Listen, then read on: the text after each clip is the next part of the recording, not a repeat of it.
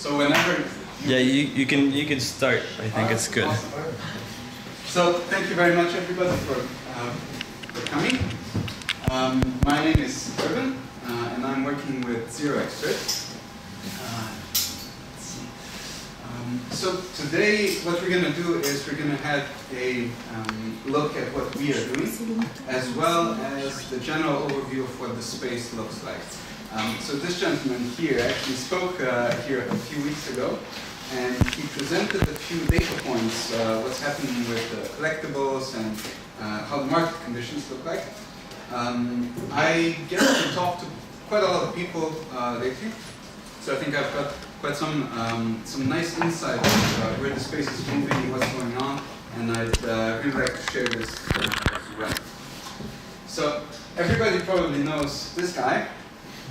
This is actually the CryptoKitty that started all of this. This is the Gen Zero, the first CryptoKitty ever issued. Now, this is definitely significant because we all know what CryptoKitty is. It ignited this whole NFT craze, although it wasn't sort of the first NFT.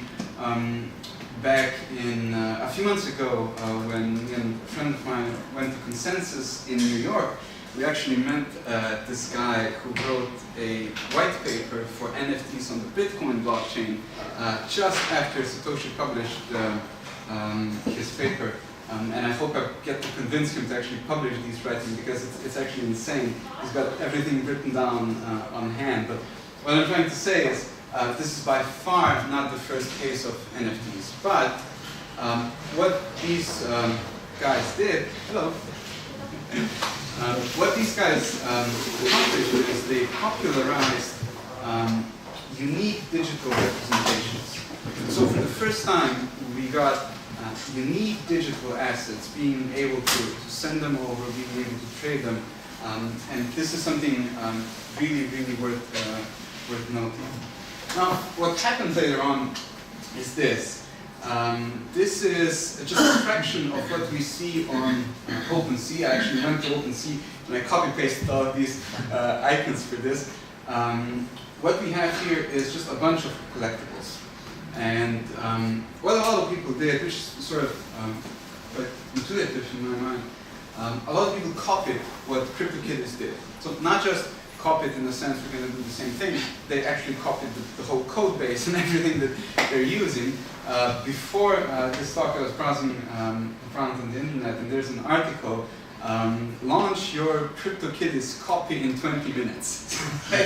So everybody literally can do this. You just need an artist to do this, or not even that. You can take a picture of Elon Musk and tokenize it. But the point here is that we had sort of this initial craze of all of these collectibles that really didn't have a use case apart from being collectibles. Most of these are really just collectibles, and we know that there's little value in something that doesn't have a utility if it doesn't come from a famous artist, for instance. Right? A Picasso is extremely valuable, although it doesn't have a practical utility except for being on the wall.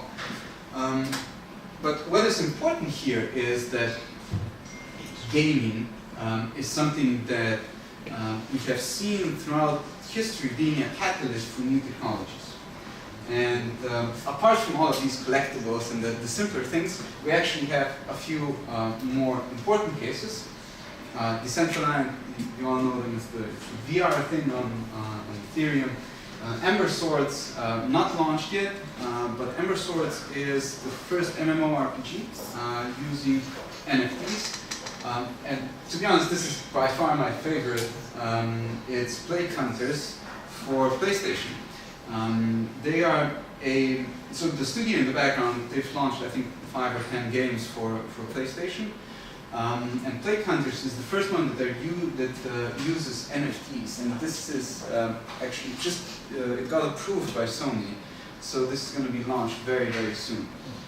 But what this tells us is this is the direction that the space is going. Last week I spoke to a game designer in San Francisco. And he said, when I asked him, so what do you think about the blockchain gaming and what's going on here? He said, listen, people in the, with all due respect, the people in the blockchain space do not know how to make games. And you know, gaming itself needs to have certain mechanics that we know that make a game sticky, that it makes it viral, and so on and so on. That's why if you go to the App Store, you know, the top hits have actually tens of millions of users. You know, these have, the user base is in the hundreds. You know, it's very, very insignificant. But if we take it one step further, we actually see that this is collectibles in gaming is just one very limited use case, and you know, gaming as it is right now is probably not going to prevail at all. What people are saying is that people in the gaming industry, so gamers, are actually shying away from crypto, which means that if we are going to be using blockchain technologies, it's probably going to be in the background. You probably are not going to even know that you're using blockchain. Now, if you look at, for instance, simpler collectibles, but on the bright side we have these physical assets. So let's say that this is a specter from simple collectibles to some more very difficult use cases. Like if you want to tokenize this building, you can do it as a pilot project, but you know, it's a separate thing if the government is going to be saying, okay, this is we acknowledge that an NFT here is a valid legal representation, and if I send it to that cancer over there, then the government is definitely not going to say, okay, you just transferred ownership. So there's a lot of steps that we need to take.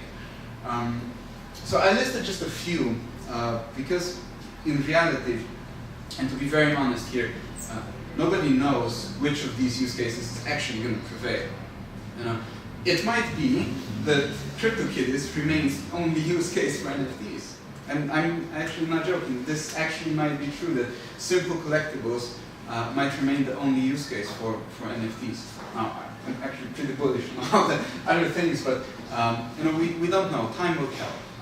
I think that a very good indicator for everything here is product market fit. If you find business cases for these things, if we find actual users for these things, then we're going to see adoption as well. So we've got, for instance, content. We haven't seen, as far as I know, no paywalls have been constructed with NFTs. There's so much UGC, so user-generated content, that is still left out. Identity is a very big topic. You know, even Vitalik and those guys, they talk about how to do this, sub-sovereign identity. NFTs are definitely going to play a part in that. Although, if you ask me, sort of edge case for NFTs, certificates, and this one is so far by far my favorite. These are a few guys in the United Kingdom, and they have decided to put out to launch these physical collectibles. They call them crypto kaijus. Okay, so in a few weeks' time, you're going to be able to go and go on their webpage and buy a physical collectible, which they're going to ship to you. So you're actually going to get this kaiju. I don't know, it's going to be 50 pounds or something like that. But at the point of sale, you're also going to get an NFT. Now the trick is that the actual physical collectible has an NFC chip in there. And the NFC serial number is going to match the NFT token that you're going to get issued. All right? Now this is a very simple use case. But if you think about it, what the learning experience for the whole space is going to be, because these guys, for instance, let's say I'm a 10-year-old kid and I want to buy this one, but I don't have an Ethereum wallet. Right? What do? What do they do? They want to close the sale, but with whom? Right? That 10-year-old kid is not just magically going to have a new wallet, right? What if I have that NFT and I transfer it to Nicholas? So who has then ownership? What do we do with custody? And these are use cases. These are edge cases that are very simple when you have a collectible, but if you have a Picasso, then it's not that simple anymore. So for me, the takeaway here is the space is in the very, very early stages. You know, it might look like we had this boom and there's so much money flowing in and whatnot, right? But in terms of development and what's actually being used, it's really, really very early on. So there's a few reasons for that. One is that And it's actually really hard to develop these things. And we've got a few developers here who can attest to that.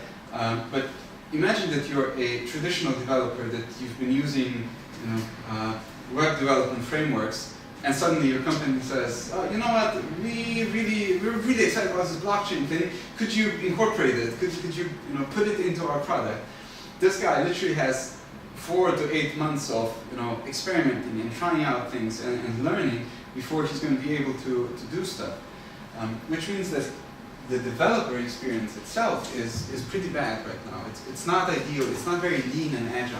So what I'm trying to say is you've got a slow and costly development process which hinders the creation of use cases. Right? If you have 100,000 in your I'm going to say wallet in your bank account, and you've got 3 people that you need to hire for that, then you're probably not going to spend it on researching blockchain for that part, right?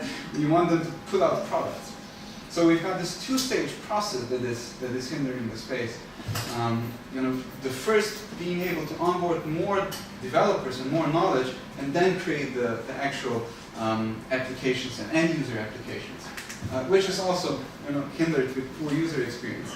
Everybody who's used MetaMask, before MetaMask came out, we were all sort of whining, oh, it's really bad. Then MetaMask came out, and now everybody was happy.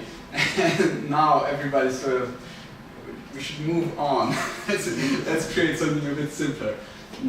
And there's a lot of stuff being put out and developed. But, all in all of these things impact the amount of companies and projects and use cases that are being created. Now, let me give you an introduction of what we're doing in terms of development and how everything is sort of fitting together. So there's talk about all of these use cases, and this is basically what we focus on. Back in the very early days, ZeroXert was really primarily focused on academic credentialing, but we soon saw that that's a very narrow use case, and that we need to develop a base for us to develop these things in any case. So we decided to make it a little bit more use case agnostic. So this is sort of the one-sentence pitch for the VCs, but really it's an open source protocol. Open source meaning that everything that we put out is going to be available on GitHub. You can go ahead and fork that if you want. It's going to be a protocol, so it's a very low-level thing that we're creating, as well as a framework. So the first software development kit is actually going to be in JavaScript. Which is used for really for just management of these tokens. And I'm going to show you how this actually looks. So this will be a very high-level overview of. I think this is most of the parts of what we're trying to do. So the protocol itself has obviously libraries that touch the ERC20, so the fungible and non-fungible assets, as well as there's a minter, there's a way to exchange these tokens, and these things are all available as a framework. Now, one thing that we also focus on are conventions, and these are really asset type standardizations. So think about, these are really nice pictures here, but think about it in this way. Today, we're currently working with 2 companies that deal with intellectual property. Okay? Company A focuses on their thing, they're sort of developing stuff. They want to put patents and all of those intellectual properties on the blockchain. And company B does the same thing. Right? But the problem becomes quite apparent if these 2 companies use different metadata for what to put into the actual NFT. Right? Now, this is still okay as long as these 2 companies work separately, they've got different business models, whatever, but if I'm a user on platform B and I want to use platform A, I'm probably not going to be generating the patent once again just because they are using a different set of information here than they used here. Right? And we see this as a long-term investment to be working with these companies and really open sourcing all of these conventions. So that, you know, if you've got 10 companies that work in real estate, they all can agree on what has to be in an NFT that describes real estate, right? So that in 5 years, 10 years, if you've got new applications, if you've got new software, these things can talk to each other. This is usually referred to as interoperability. Now, here on below, we've got so-called connectors. So we're currently developing everything on Ethereum. This is just because of ease of development. It's just a big community. It's close to us. But we are actually also working with a few others.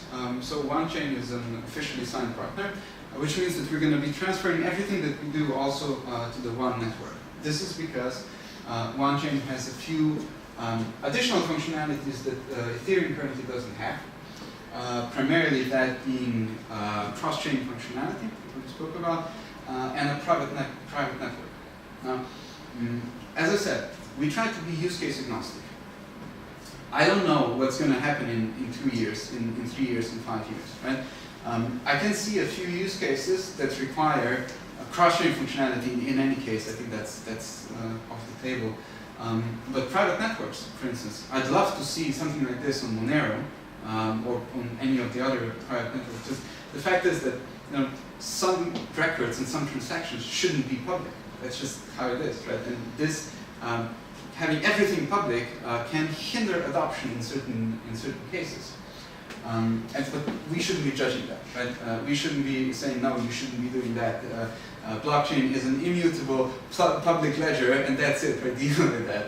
It shouldn't be like that. As well as others, right?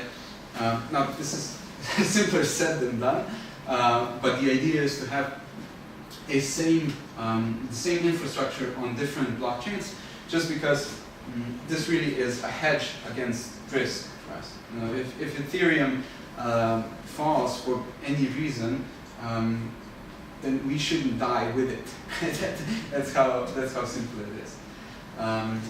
So we're also working on a so-called excerpt, and a part of that. So if you just have to be cool. So Ethereum is the base layer, right? Then you've got the 721, which is the standard.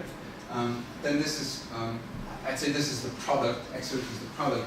And everything on top of that is really the application layer. So what we're connecting is the low-level complexities and difficulties with the end-user applications. We decided to develop these excerpts primarily because the 721 standard is blank. All right? So there's not much to it. And we decided to add a few functionalities. For instance, one that I remember is the supply chain one, chainable. So if you want to append new information, you simply call a function, and it's much easier to do than to reissue everything and to redeploy and so on. So these are a few code examples, but really these are examples. So this is, I think, a few months old, and it's probably being refactored anyway. But just so that you get an impression, so it's meant to be very simple. If you want to become a NFT issuer as a institution wants to start issuing NFT tokens, then it should be very simple. Same goes for minting. Like I said, these are just code examples, right? It should look very simple. It should be very, it should be like very user friendly. As I said, traditional development with Solidity is lengthy, it's expensive, and it's really not secure. I can tell you, we've got a few bug bounties open. We pay a lot of money for code audits, which you shouldn't be doing, which you don't have to do if you're deploying a framework. Right? It's much simpler, which really allows you to have a agile and fast and secure development process. So what we are currently working on, in terms of products, obviously the infrastructure is still being developed. One thing that is currently being developed is the swap market. This is the decentralized exchange for NFTs. This is being developed because we're developing the way to exchange assets anyway, so we decided to put up a front end as well. The more interesting use case is the academia. So we're working with Knowledge for All, it's a institute in the UK, as well as a large scientific institute in Slovenia. What we're doing is we're developing a new system for micro-credentialing in the European Union. Now this means that, I'll give you an example, right? If, for instance, if Gautier here wants to become an astronaut, there's currently no sort of bachelor degree in astronaut, right? You don't have a master's in astronaut. But what the European Union thinks is necessary is to have a line towards that, right? You should be able to have a path written out if you want to become an astronaut. So you might do a bachelor's in electrical engineering, then you're going to take 3 courses here in Paris, and you're going to go to San Francisco for 2 courses, do an internship there, and so on. And along the way, you're going to be gathering these micro-credentials, which you're then going to be changing over for an, I don't know, it can be a degree, it can be a professional certificate, or whatever you would call it. So this is being developed in parallel. We are working on a KYC solution that's probably going to be next year, Q1, Q2, probably more realistic. As well as thinking of other things. But like I said, I think that the space is fairly young. The use cases are fairly immature. There's a lot of stuff that needs to happen before scalability issues, for instance. These low-level things, user experiences need to get better. And I think we're going to see an explosion of that. But so we spoke a lot about technology, about the protocol, the implementations, the frameworks, and all of that, which is incredibly important, right? But I think that apart from the technology, we also need to work on the ecosystem. And we've got a few initiatives going on. Primarily, at least what I'm doing 24/7 lately, is the Non-Fungible Alliance. The NFT spotlights, so a few blogs, LinkedIn groups, we've got a lot of partnerships, events like this. Just because, look, one part is obviously technology. We need to develop certain things in order to be able to develop new things, right? But the really, really important part here is the community as well, the use cases, the business cases, just exploring what lies on the other side. Because the reality is that this blockchain space is made up mostly of young developers. Right? This is the demographic of the blockchain space, which means that a lot of things that are coming out are made for young developers. They're not made by people who had 20 years of experience in supply chain, or 15 years of experience, like that guy that told me about the gaming, right? These are crucial insights that we need to have, and these are not going to happen if we focus on development of technology for the sake of technology. We've seen this with standards, for instance. I'm in a few Telegram groups and Discord groups and whatnot, people debating this standard versus that standard to that standard. Start with a use case and let's work from there. So we're trying to address this issue with the Non-Fungible Alliance. It's really a platform for people to collaborate, to talk to each other. And we currently have 50 plus members, I think 56 or 57 by my last count, which is sort of okay, but it really tells you that the space is extremely small, in my opinion. It's very, very small. In my estimate, there's about 250 to 350 companies or projects currently working with NFTs. Maybe a bit more if you add other blockchains. So it's still sub 400, which is extremely small. Like you've got more than 400 Chinese restaurants here in Paris. Imagine this is the NFT community. This is the NFT space. So it's actually extraordinarily small. But this just speaks to the point that it's really in its infancy, and there's a lot of stuff that needs to happen before we see more mass adoption. So in terms of the alliance, we're definitely working with a lot of NFT projects, companies that are currently developing their own solutions. But I think more importantly, what we're going to do in the coming weeks and months is actually talk to more industry partners, enterprises, so people who have specific experience in specific industries. So we spoke about supply chain, identity, academic credentialing, and so on. So the point is that we don't have this experience. I don't have 20 years of experience in somewhere, right? Whereas somebody in supply chain has that experience but might not understand what blockchain is. So with this alliance, we're just trying to facilitate this knowledge flow, as well as onboarding a network of service providers, support network really. These are VCs, funds, marketeers, incubators, design development studios that provide just a support, right, for various companies in this field. So to wrap it up,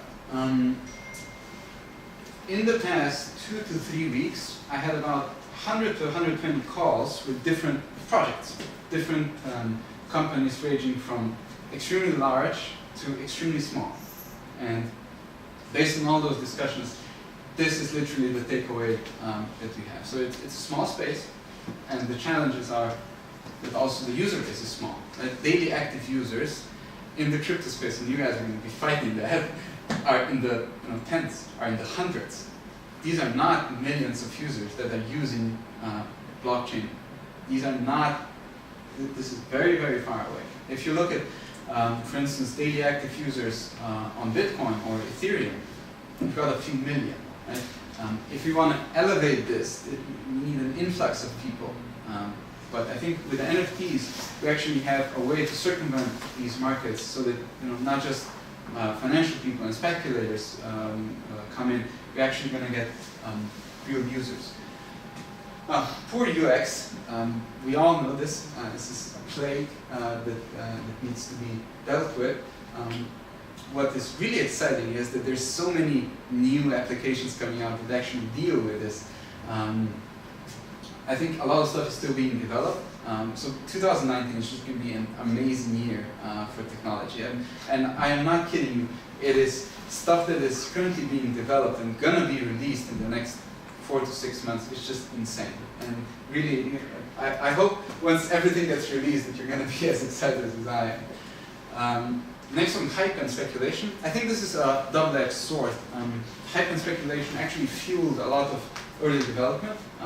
Just ICOs across the board, which is good and bad, right? I wouldn't say it's only good, it's only bad. It has its positives and negatives. Multiple standards, few use cases. So everything is sort of moving, everything is being explored.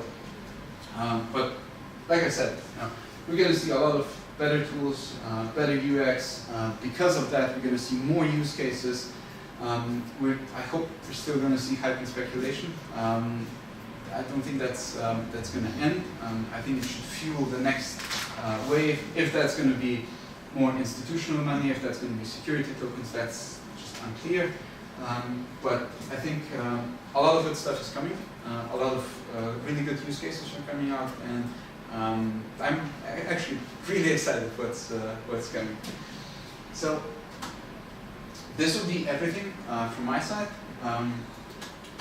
Most of the stuff that I told you is on zeroxer.org, non-fungible alliance.org, and this is my email. Please go ahead and email me. I like to answer emails anyway all the time. But really, if you have any questions, I'm more than happy to answer.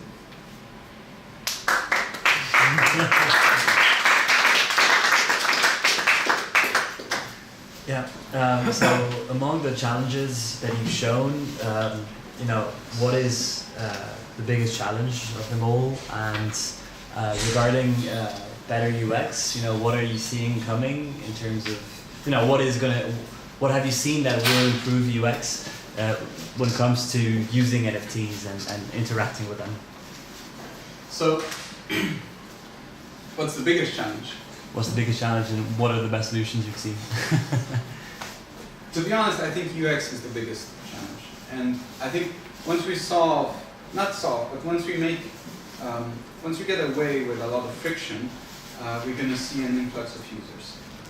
So, people often ask me, how do you see the change evolving? How do you get more users, right? How do you get that hype back? And how do you get this and that? I think it's the UX. I really think it's the UX. One, definitely the UX for the actual developers, so that this process becomes more agile and smooth, as well as the end user.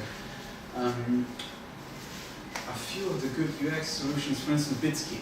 I really like Bitsky. It's a solution that instead of you having private and public keys, you have a username and password. This sort of is counterintuitive when we talk about blockchains and decentralization and all of that. But look, my view on this is following. Companies have X amount of money. If you have a limited runway and you need to get cash flow, then you're going to stop caring about how decentralized you are and starting to adopt technologies that are going to bring you more users and bring you more cash flow. And I think maybe last year and this year still, a lot of companies have still quite a lot of money left. But the closer that we get to that bottom line, the more different solutions you're going to see, and the less decentralization you're going to see. At least in some cases, because the fact of the matter, you don't need to decentralize everything, right?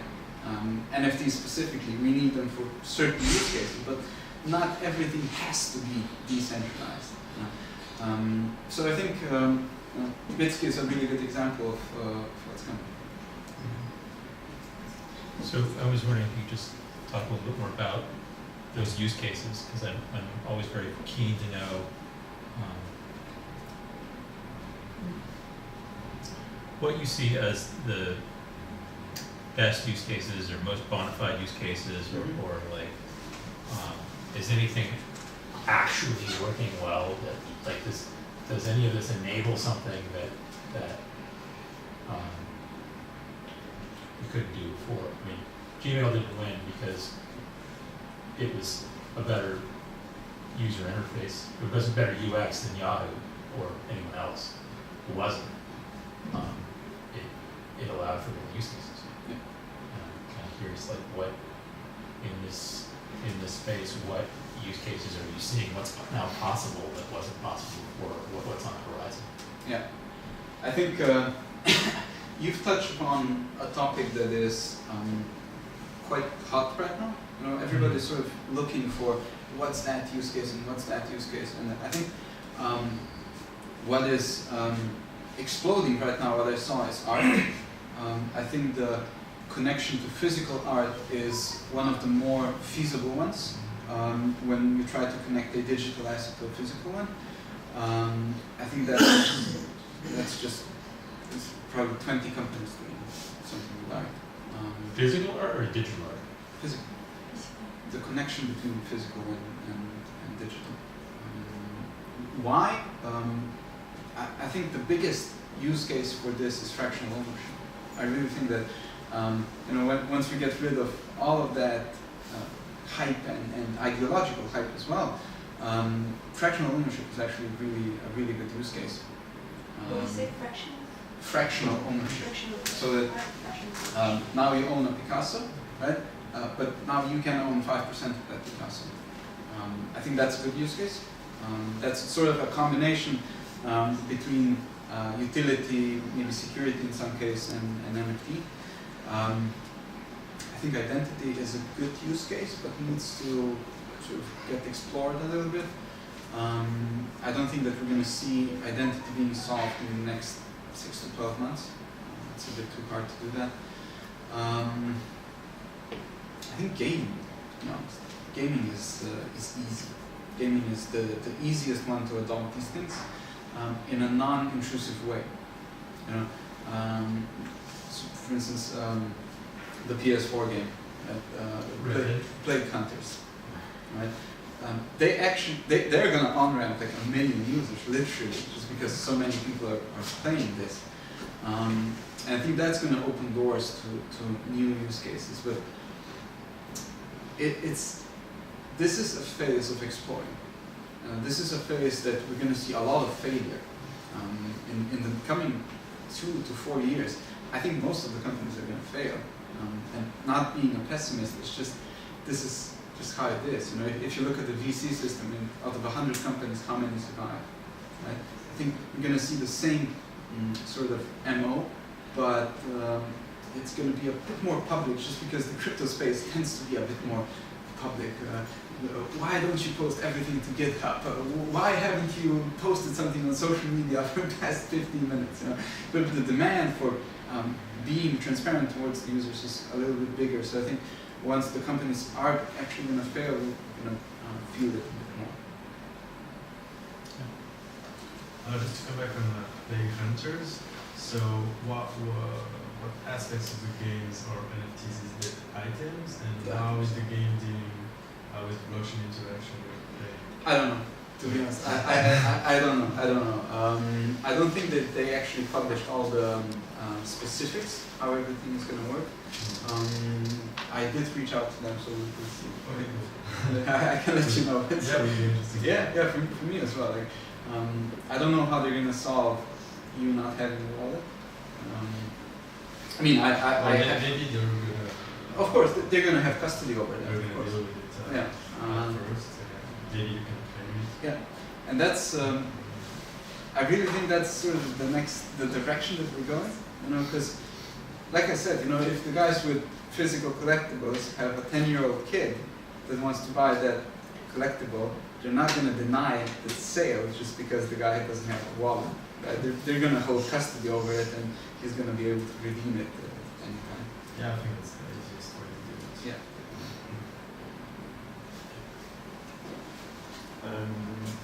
I will take an example.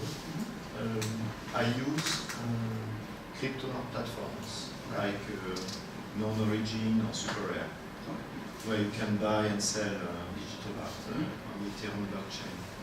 I would like to understand, do these platforms compete with you?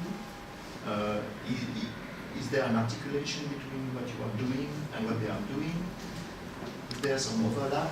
Okay. I would like to understand where you position yourself and what Absolutely. happens. So the guys at non-origin are actually really good friends of ours. Okay. No, we don't compete against them, but think of it that way. Once this is released, it's going to be much simpler for people like non-origin to deploy such solutions. Okay. So we're the guys enabling people like non-origin to build their solutions. Easier way. Because today they already issue, Of course. issue NFTs. Of course, yeah. That's sort of, that's why I'm saying, you know, if you shorten that development time, you're going to see more development, right? Okay. It's going to be more use cases, more people are going to have the tools to adopt these. So you provide tools to these platforms to accelerate the development. So your customers are these platforms, in fact. I have a question on the generic schema of the platform that you had, and I wonder what are the role of the connectors, because for Ethereum or OneChain or Graph, I see, but for MySQL or MongoDB, I'm not sure that I understand. Yeah, so these are just examples of databases. You can have a NFT represented on MySQL, but the question is, why would you do that? Right? Yeah. Exactly. That's why these are just examples. Right? I don't think that anybody is ever going to use. Okay, so it's kind of confusing, I think. Exactly. Yeah. Exactly. But when it comes to these, Hashgraph is, in my opinion, looking really good. It looks really promising. And the point is that all three of these are, they use Solidity, so it's very easy to port things. You don't have to develop everything from scratch if you go to OneChain or Hashgraph. There's differences because Hashgraph is a different kind of DLT than the Ethereum and OneChain. But yeah, but this picture is actually a little bit confusing because if we talk about the connector itself, this whole thing is going to be ported onto this. You know, when we talk about this whole thing needs to live here as well. So the base infrastructure needs to be deployed on each blockchain as well. So that means that you need to create, I don't know if it exists, something like the SC 721 on one chain Yes. and on Ashgraph, etc. Yes. That's what you're doing? Or Yes. is it already available? We're doing this with OneChain and hopefully with Hashgraph as well. But you know, if we talk about Neo, for instance, it already exists. The guys at EOS, there's a project called Unico. They already are working on this as well. I don't know exactly how it's going, but the point is that this is inevitable. How do you plan to monetize your protocol? Do you plan to sell service like Red Hat, for instance, or like what are your views on that? So we were thinking about this very hard, and still are. Yeah, I guess. The point is that I don't want to see friction in the protocol. I don't want to see additional friction introduced by having a utility token enforced on this, because in all honesty, if it's on GitHub, somebody's going to fork it and delete those 5 lines of code, and that's it. Right? So it doesn't make sense to put it in that way. So we decided not to impose any friction in terms of monetization on the open source thing at all. We're going to be monetizing certain solutions. I don't think we're going to be monetizing the DEX, but we have revenue from the KYC, the academia, you know, stuff like that. So more importantly than the base, to monetize the base, we're looking at monetizing applications that we're going to be creating. Verticals. Applications, you mean software as a service on top of your solution, or? Yes. Okay. Yes. Because you know, just a second. We looked at the problem with Linux and Red Hat is that it is extremely unscalable. Yes. It is very. Service. It's a service, and the enterprise solutions are. It's an add-on. You know, it can be an add-on. Yeah. That's why I think more importantly than just having this is to focus on certain verticals, and that's why we're talking about the whole ecosystem, because it's important that you have an ecosystem of usage on top of it, not just here's the protocol, do whatever you want. So then the challenge is what's your go-to-market on the verticals, because when you are in a horizontal solution, it's hard to look at too many vertical use cases because the needs are very different and you cannot scale all of them at the same time. So, so maybe the one you mentioned are the 2 or 3 that you picked up. Exactly. Because right now what you see is a lot of people competing here. There's a lot of minters coming out, and there's a few DEXs coming out. Right? I think this should be commoditized. I don't think that people should be competing on this because it's so. At the end of the day, it's not rocket science. You know, and engine shouldn't be putting out their own minter, and mintable.app shouldn't be putting out. It just doesn't make sense. As well as for the DEX, I think ultimately, it's market conditions and going up and going down, but I don't think that has a future. Just 2 questions. Have you seen projects using composables, even if it's a little bit early? And then the second one, it's about the private network, about one, because as we are maybe elder people with elder developers that you were mentioning from the beginning, it was a problem for us about public blockchain. For our clients, it was not acceptable to use a public blockchain, so we were only testing all the possibilities with private blockchains. And so Ethereum was one of the main solutions, and to develop the private blockchain on it. And I was interested by understanding in a better way what is a private network on one, and what is the business model of one on the private network, because that's the main question of our clients if we are speaking about using other kind of solutions. So on composables, apart from what's it called, crypto-grown and Mokans, I don't think that there's any other applications, as far as I know. I've spoken to Haley a few weeks ago from Haley from Mokans, and that's more or less it. I think composables are a good thought experiment, but lack a concrete example of usage. I think that's the bigger problem there. I don't think that there's no problem with the standard per se, but this is sort of part of the exploration phase that we spoke before about. I think it's good that we have so many different standards and engines working on their thing and composables and 1440 and 1550 and whatever. Right?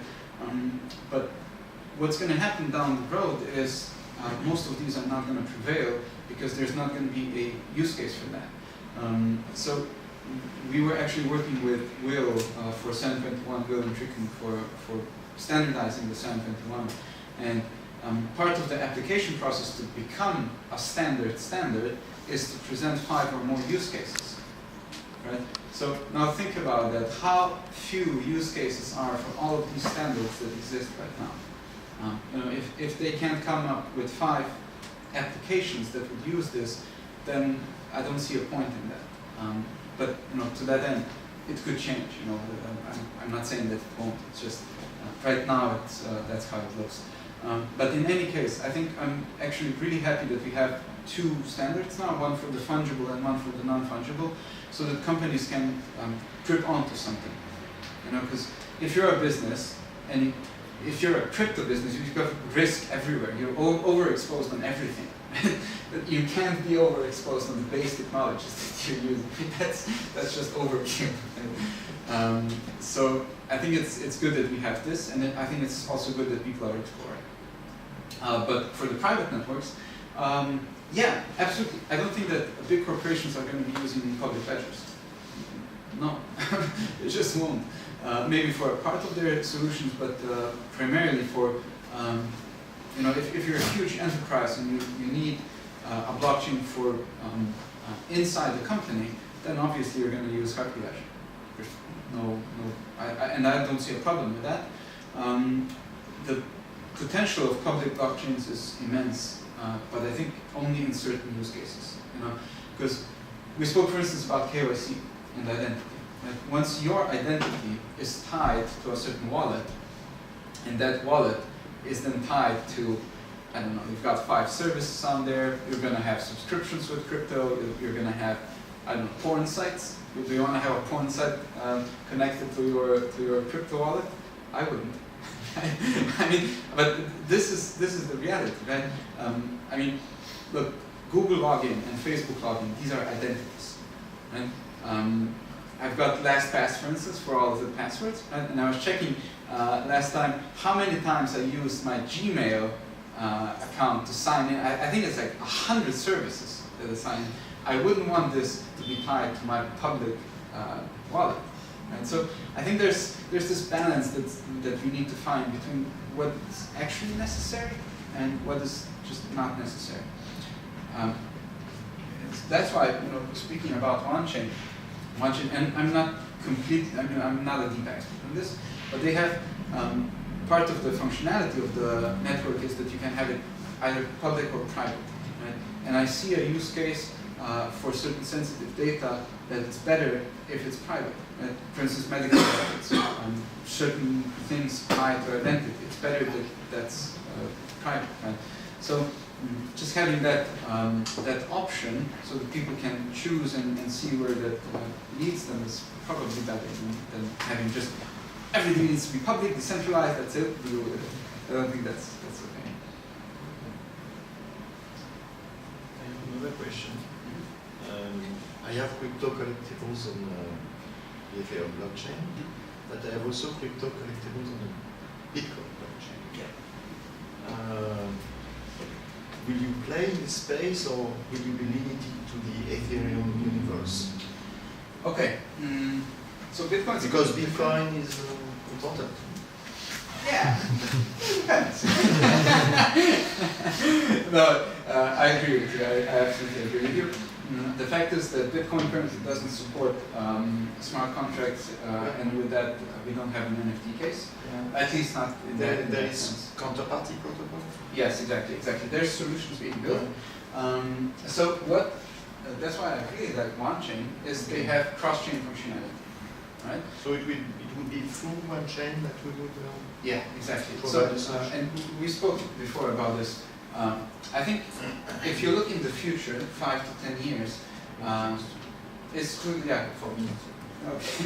for crypto, it's like insane, but imagine in 5 years' time, right? You're going to have a few predominant blockchains, and a few that are probably going to be very volatile, which are not going to be used as much, right? So if you're a business, you don't want to be exposed to that volatile chain. Maybe you started out, let's say I started on Ethereum, and just for some reasons, miners go to one chain, right, and it becomes a more popular chain than Ethereum, right? You don't want to have your real estate on Ethereum and risking that it can be hacked, right?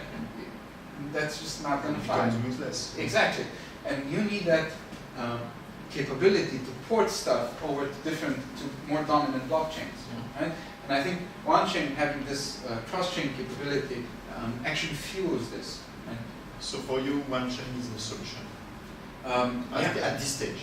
I think it's one of the things that we're definitely looking at, and I would actually really like to see this as a complete standalone solution. I think it's a really good example. I would like to see, for instance, RPPs on OpenSea, things like that. Yeah, me too. No, you know, it's once you think about it in this way, that you can have cross-chain functionality to any blockchain, more or less, really, then it opens up a lot of space. Right? Because right now on Neo you have collectibles, on EOS you have collectibles, but if you have a collectible on EOS, there's no way I'm getting it to Ethereum. Right? Having that functionality actually allows us to do that. And in that case, if Neo falls together, it's alright, we're just going to port it to one chain, to Ethereum. That's it? Alright. Thank you. Thank you very much. Thank you.